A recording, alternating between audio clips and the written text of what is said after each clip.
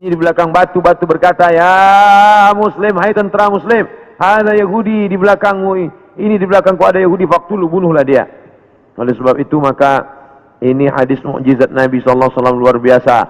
Andai orang Yahudi itu musnah, seperti musnahnya kaum Ad, kaum Thamud, kaum Madian, kaum Iram, kaum Fir'aun, musnah. Tapi Yahudi tidak musnah, dia tetap kekal sampai hari ini.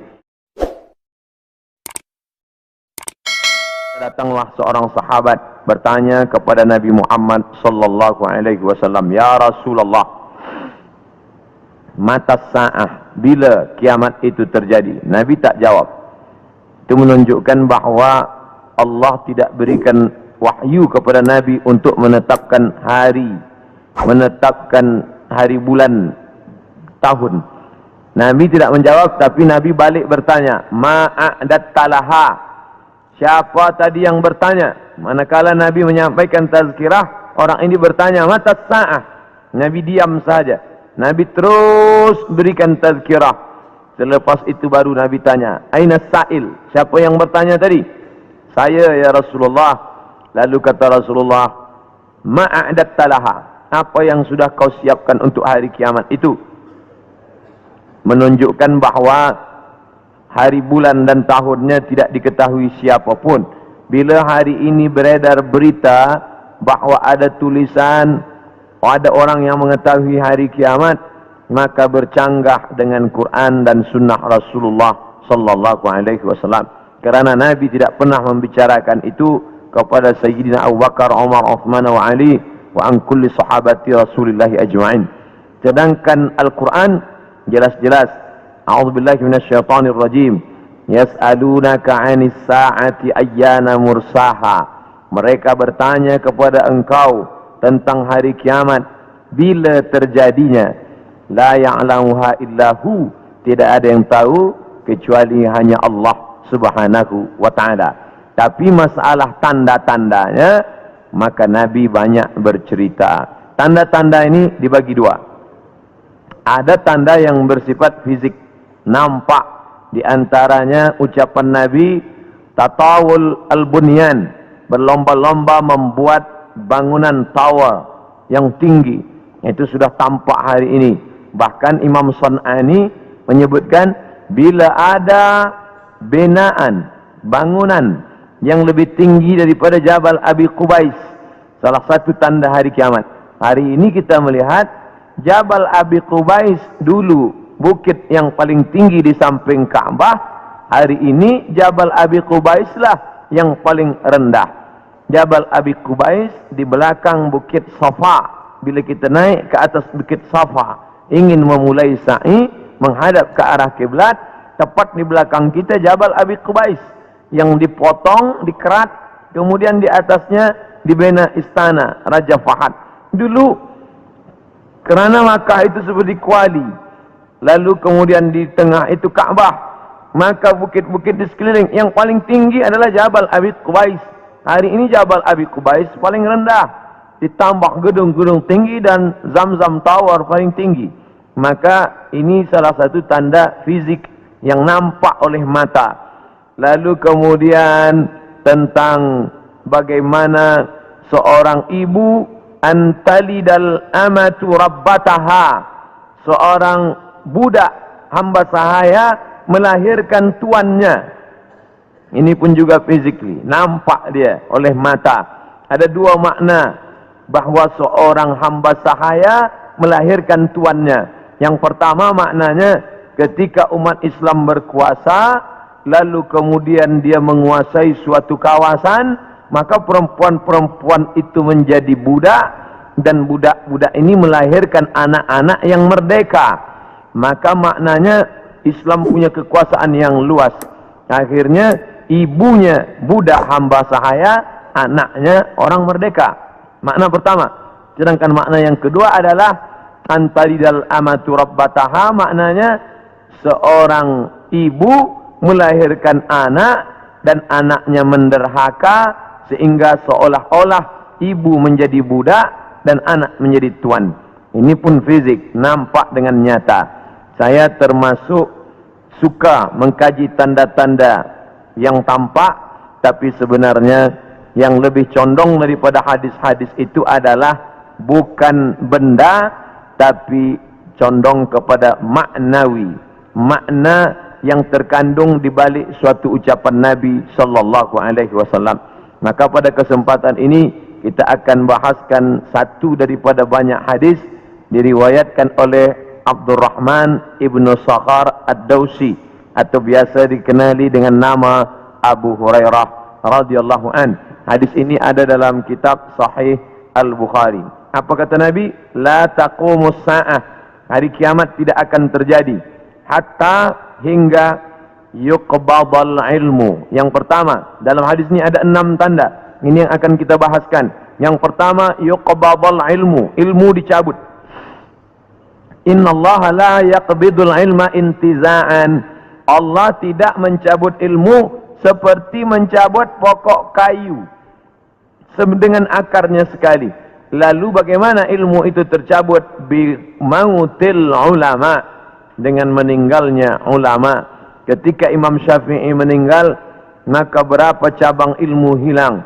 Imam Syafi'i alim dalam bahasa Arab, Imam Syafi'i alim dalam tafsir, Imam Syafi'i alim dalam fiqh, Imam Syafi'i alim dalam hadis, bahkan bergelar Nasirus Sunnah. Imam Syafi'i yang pertama kali menyusun usul fiqh. Lalu kemudian ketika meninggal, masih ada digantikan oleh murid-muridnya, Al-Muzani, Al-Buwaiti, Rabi' Al-Muradi. Tapi kemudian makin ke bawah, maka hilanglah ilmu. Maka yang muncul orang jahil yang kemudian dianggap sebagai orang berilmu. Wal'iyazubillah, na'udzubillah. Maka saya pribadi tak pernah berkata menurut paham saya, menurut pendapat saya, kerana saya takut tergolong dalam orang yang disebut Nabi al-juhala, orang jahil tapi seperti berilmu. Zahirnya orang menyangka berilmu padahal tidak. Maka selalu saya mengambil pendapat ulama.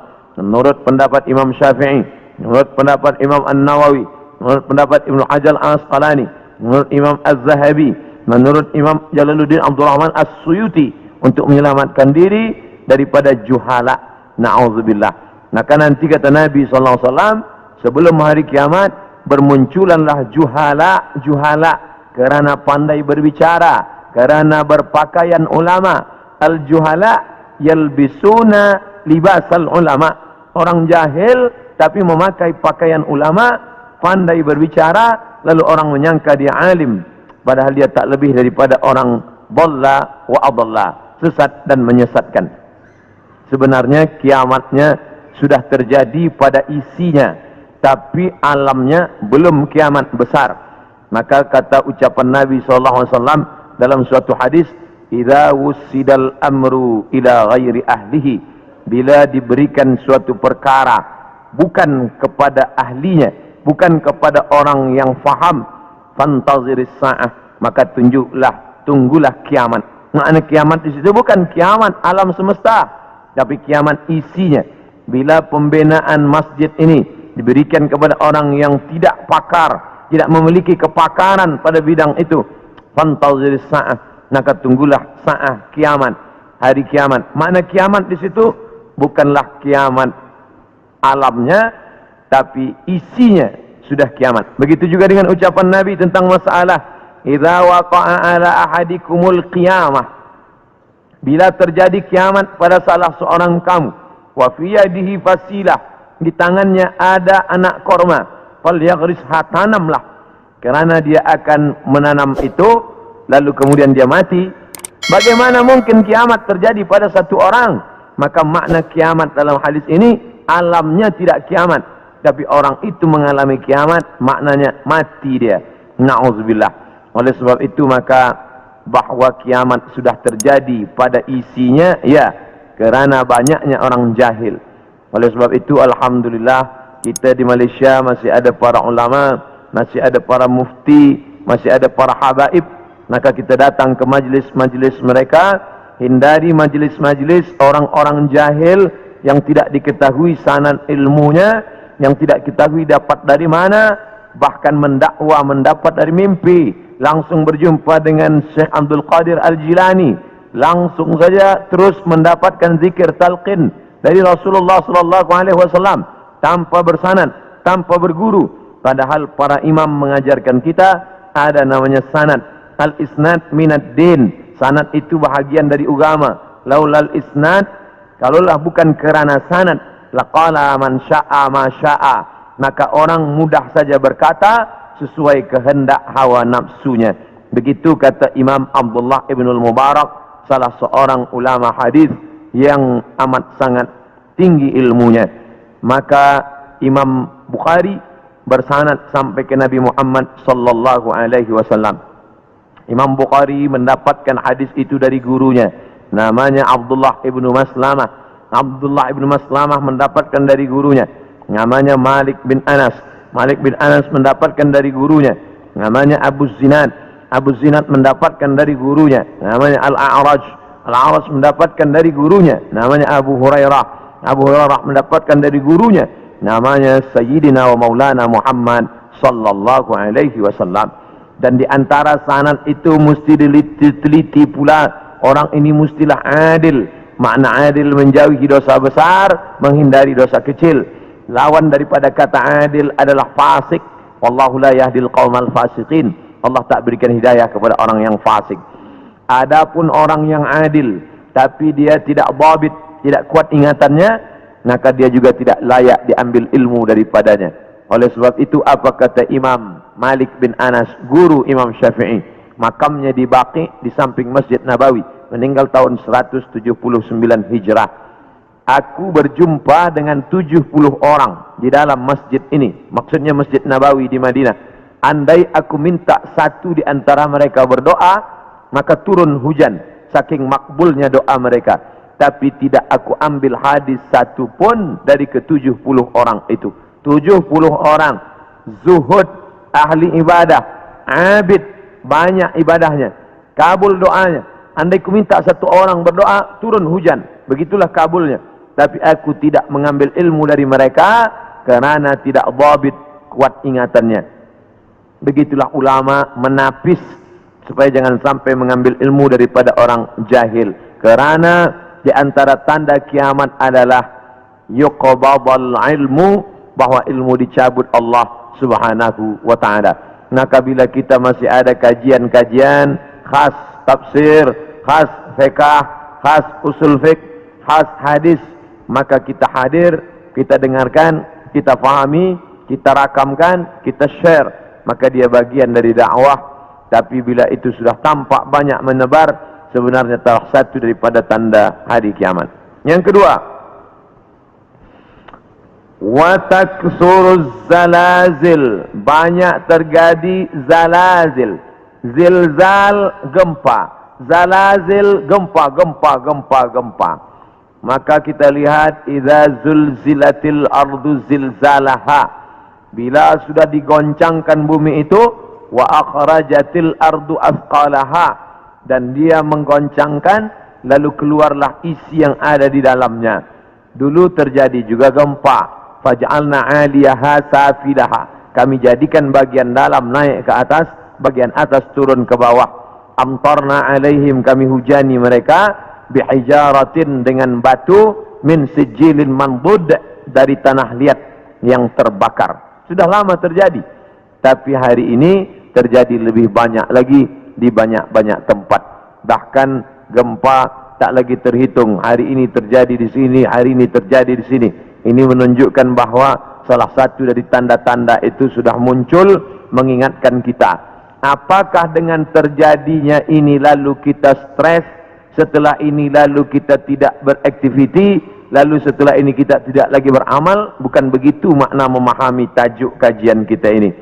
Dengan memahami tanda hari kiamat, bukan menyuruh kita berhenti bekerja, bukan menjadikan kita menjadi tidak bersemangat untuk mencari nafkah, malah judul tajuk kita siang ini membuat kita semakin bersemangat untuk beramal soleh, kerana kita akan tetap mati menghadap Allah.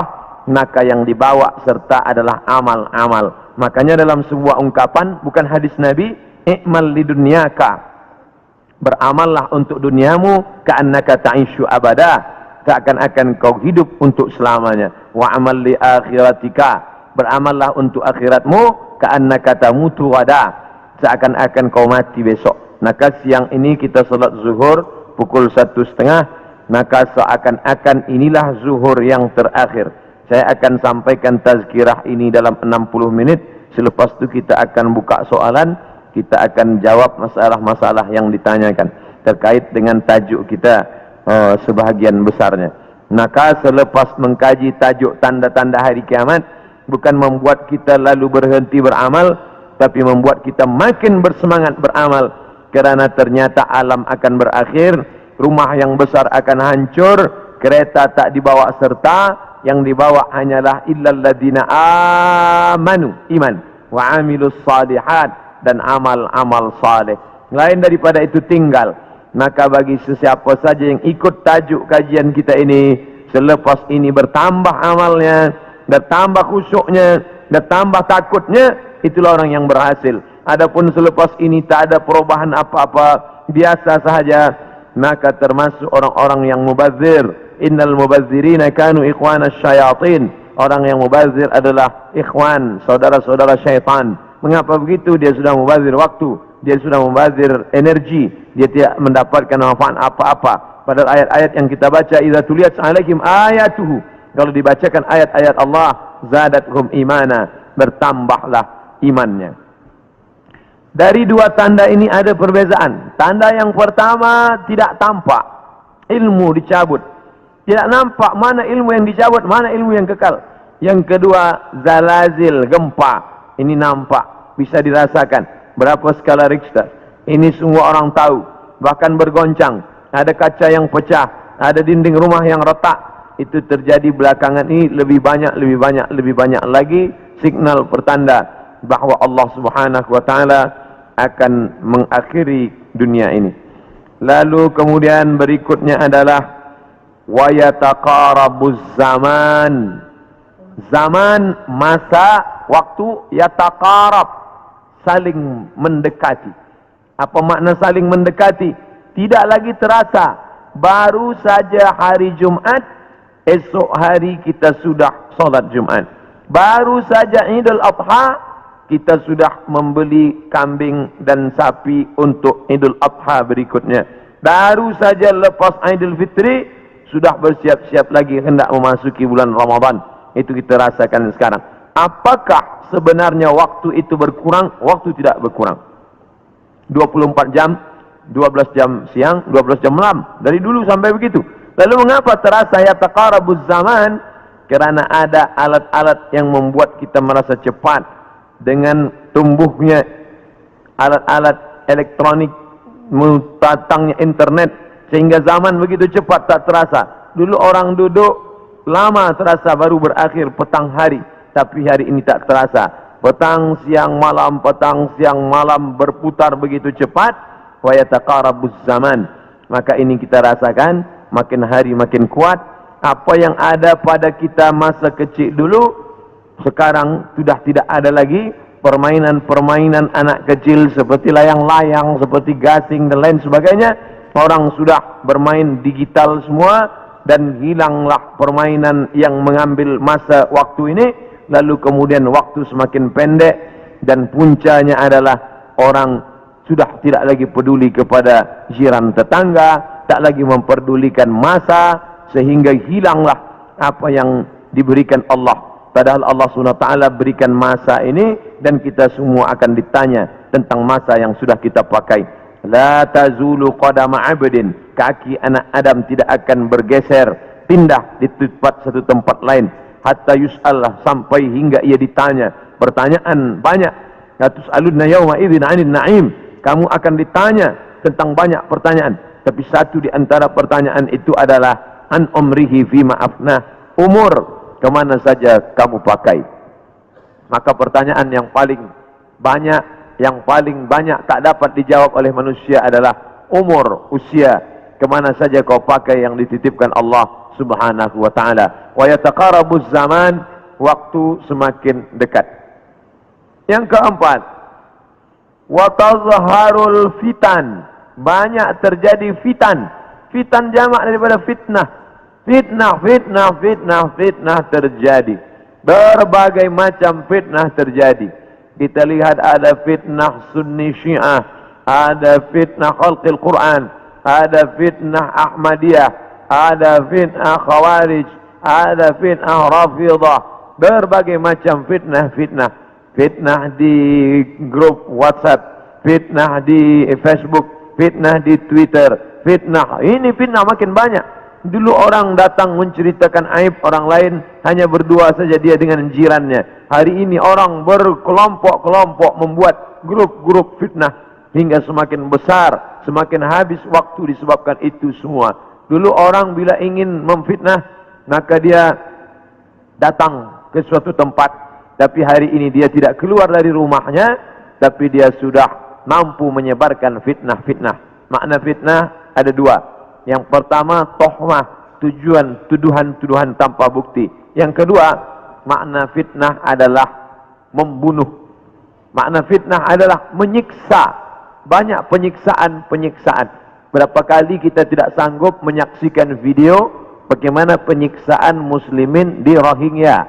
Bagaimana anak-anak gadis Rohingya dijual, lalu kemudian di India dijadikan sebagai orang-orang tidak baik.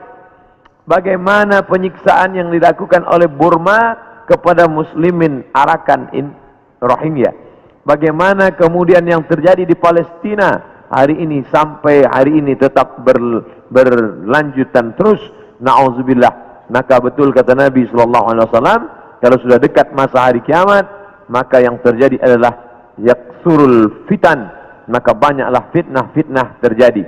Makanya selalu sebelum salam kita katakan, Allahumma inni a'udzubika min azabi jahannam.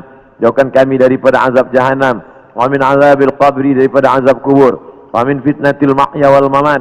Jauhkan kami dari fitnah hidup dan mati. Fitnah mati, azab. Dua fitnah mati. Azab kubur dan kemudian azab di akhirat.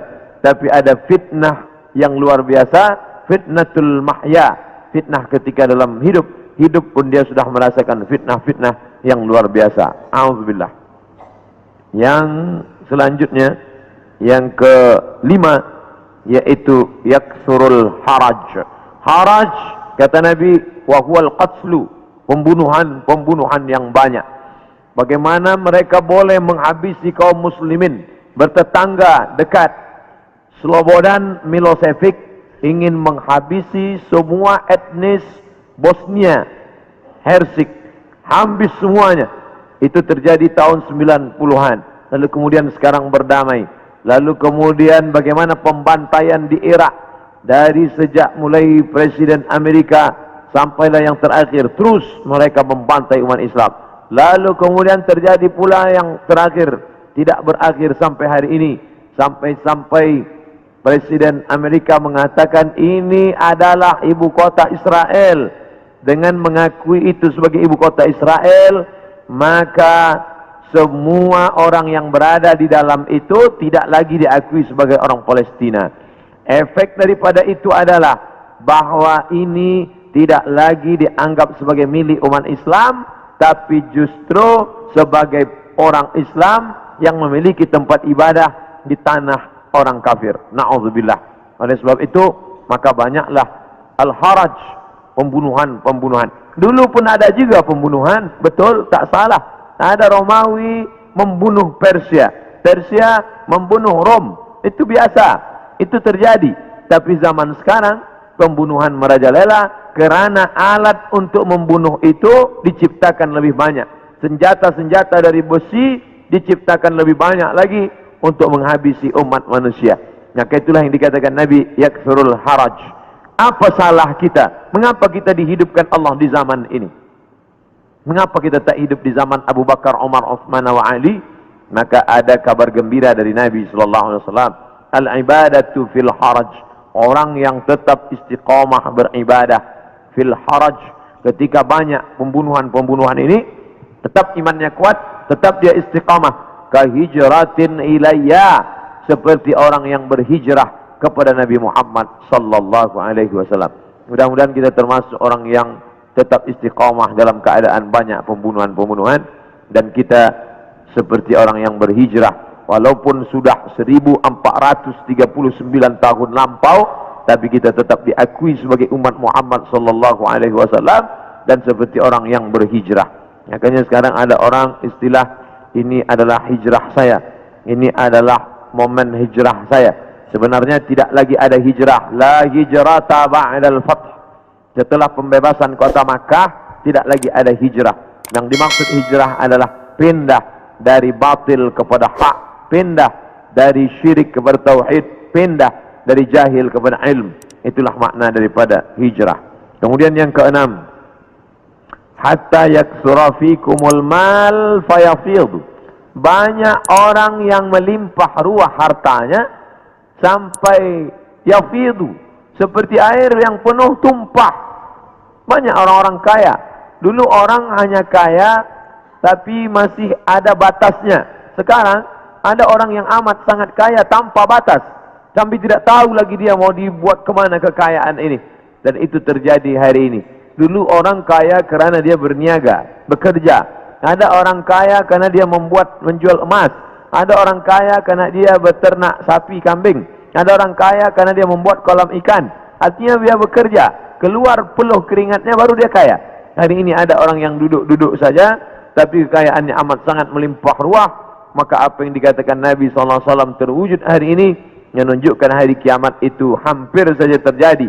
Bahkan ketika Isra Mi'raj pun, Nabi melihat ada seorang perempuan tua yang melambaikan tangannya memanggil.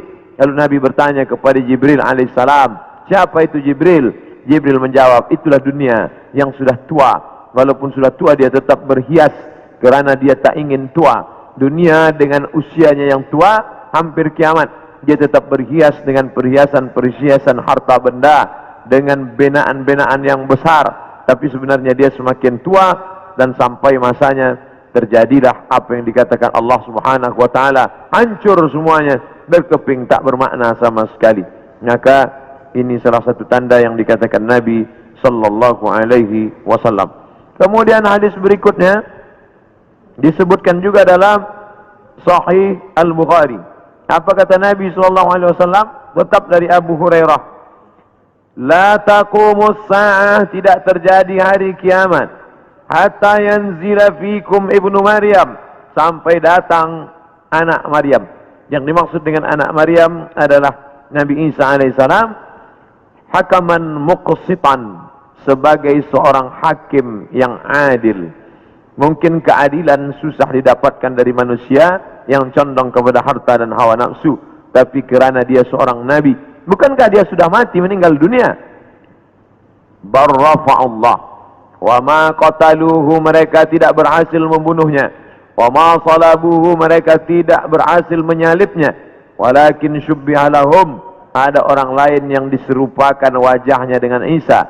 Dialah Yudas Iskariot, dialah Yahuza, yang kemudian ditangkap oleh tentera daripada Yahudi yang benci akan Isa, dan mereka menyalibnya di tiang Golgota, dan mereka mengatakan inilah dia. Maka kata Allah, wa ma qataluhu yaqina, mereka tidak yakin seyakin-yakinnya tentang itu. Sampai akhirnya pada tahun 324 terjadilah konsili, pertemuan ijma' pertemuan seluruh pendeta-pendeta, dan mereka berhasil menyepakati di sebuah kota bernama Nisea. Sekarang letaknya di Turki. Yang dulu kota itu besar, dibina oleh seorang raja bernama Konstantinopel, yang kemudian kota itu dirubah oleh Muhammad Al-Fatih menjadi kota Islambul. Islambul, kota Islam, negeri Islam, yang berubah menjadi Istanbul. Maka di sana ada satu tempat bernama Nisea.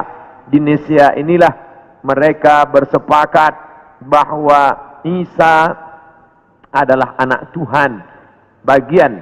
Padahal itu tidak ada disebutkan dalam Injil, tidak ada dalam wahyu Allah Subhanahu wa taala. Yu'arrifuna al-kalima amma wadhihi, mereka merubah-rubah kalimat yang ada dalam kitab suci sesuai dengan kemauan kehendak hawa nafsu mereka.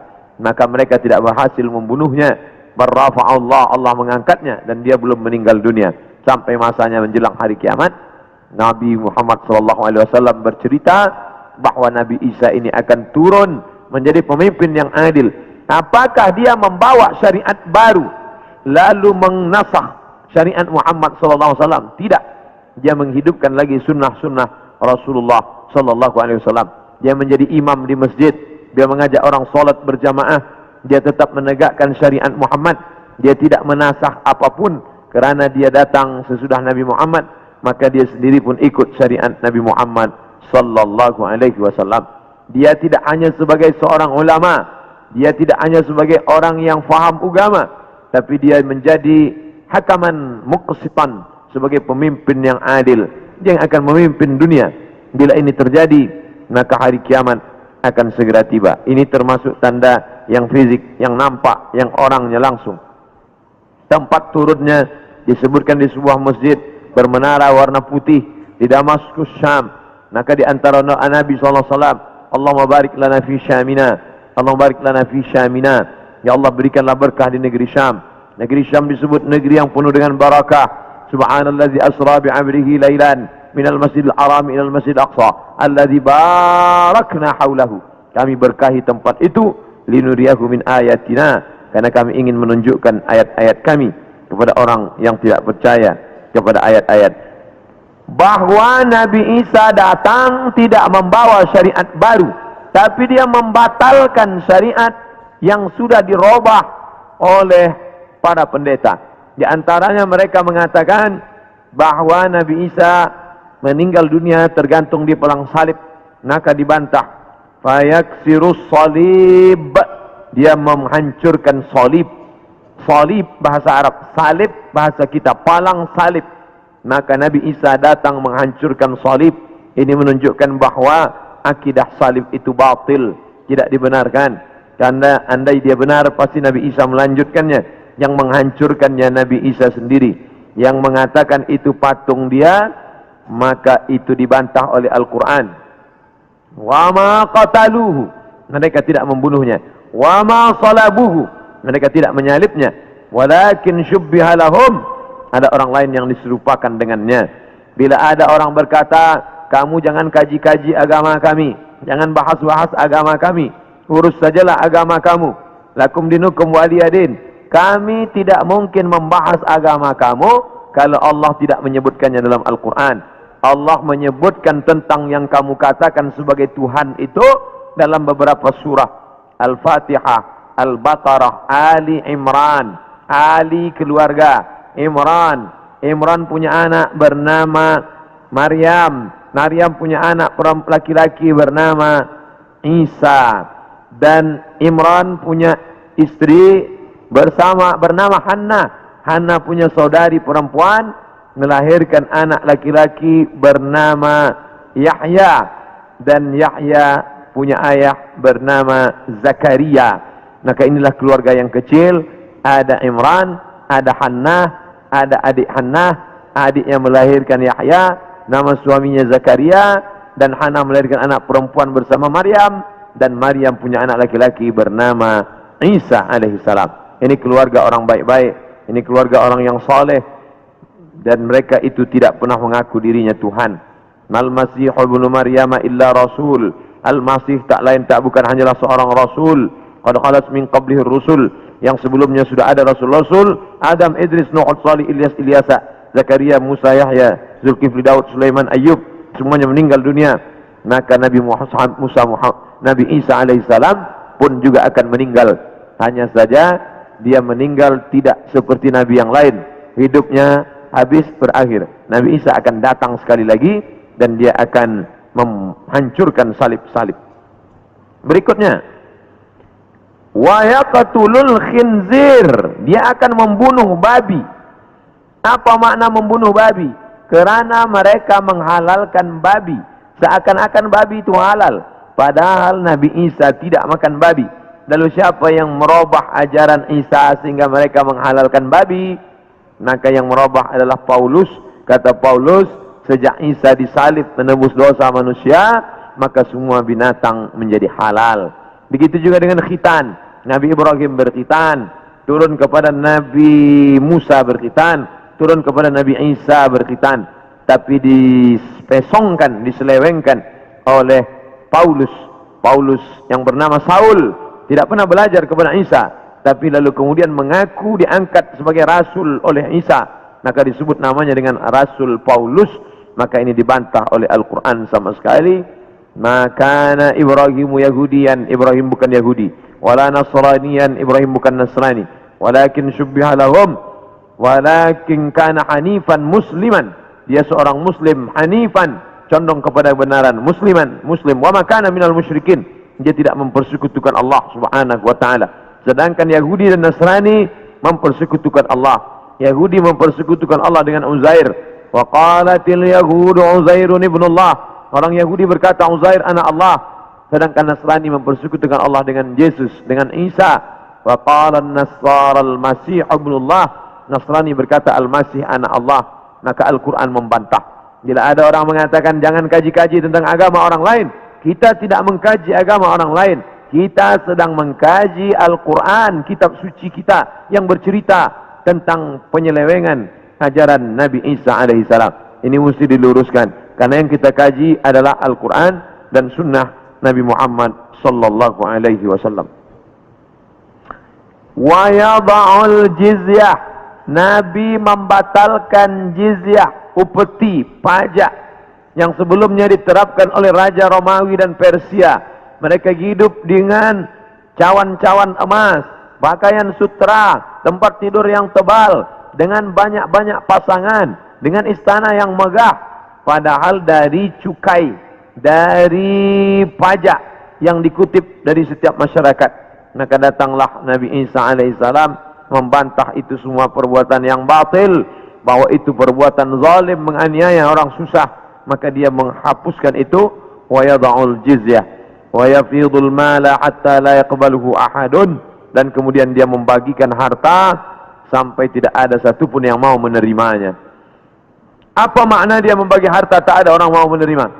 Kerana orang sudah merasa cukup, tidak lagi merasa perlu banyak. Kerana masalah harta ini tidak ada batasnya. Lau kana li ibni Adam wadiyan min dhahab, seandainya manusia itu memiliki satu lembah daripada emas, ini ada bukit, di sini ada bukit, ada tanah yang turun ke bawah, tempat bercocok tanam, lalu kemudian berubah dia menjadi emas, maka manusia tidak pernah berkata cukuplah emas yang banyak ini, tidak, tapi dia akan berkata mana lagi, mana lagi. Dia terus meminta, walan tamla fahu illa turab, sampai mulutnya diisi tanah, masuk ke liang lahat, barulah dia merasa cukup, barulah dia katakan enough, barulah dia katakan cukup, tidak lagi lebih daripada ini. Maka oleh sebab itu ketika Nabi Isa alaihissalam membagikan harta, ini harta, dia katakan tidak, kami tidak mau menerimanya, karena kami tidak ingin mati membawa harta, tapi kami ingin mati membawa amal yang saleh. Kita lanjutkan. Yang terakhir, hadis masih dari Abu Hurairah radhiyallahu anhu, kitabnya Sahih Bukhari.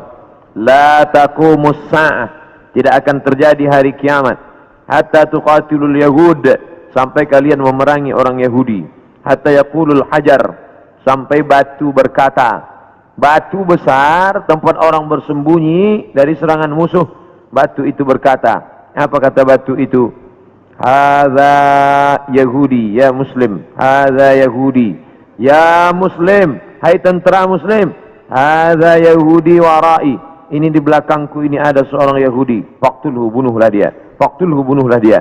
Ada satu yang tidak membela umat Islam, dan itu adalah syajaratul gharqad, pohon gharqad, pohon yang batangnya tunggal ke atas, tidak terlalu banyak cabang, dan dia daunnya panjang-panjang.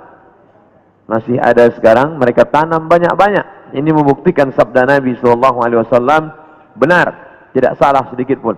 1439 tahun yang lalu Nabi katakan, hari ini terbukti, mereka menanam tanaman gharqad sebanyak-banyaknya. Tahun 1999 saya sampai di satu kota. Kota ini dibagi dua kerana perjanjian Camp David.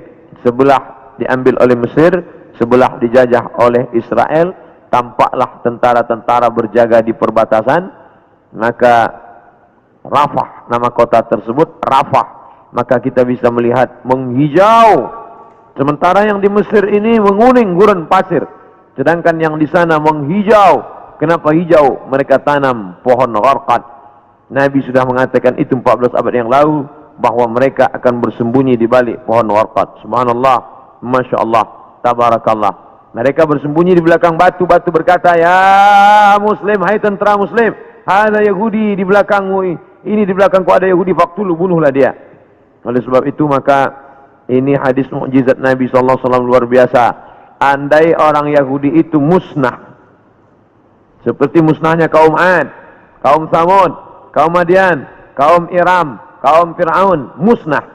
Tapi Yahudi tidak musnah, dia tetap kekal sampai hari ini.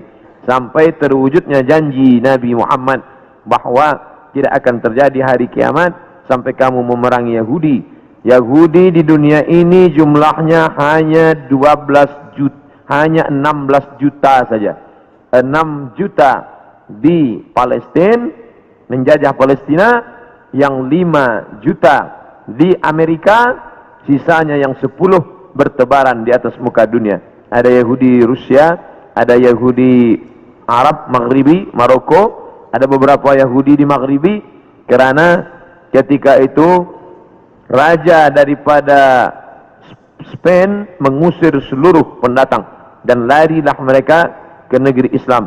Ini menunjukkan Yahudi antara tiga. Dia tidak dapat diterima oleh Nasrani, tapi dia bisa diterima oleh Islam. Islam menerima mereka, marhaba ahlan wa sahlan, sampai mereka punya negeri, bercucu, bersahabat, berkawan dengan kaum muslimin yang ada di Maghribi, kerana mereka diusir dari Andalusia. Padahal mereka dekat dengan Andalusia, dekat dengan Kristian, dekat dengan Nasrani, tapi mereka justru lebih nyaman, lebih dekat berkawan dengan orang Islam, karena Muslim itu wa ma arsalnaka illa rahmatan lil alamin. Apapun yang terjadi, kita tetap siap siaga.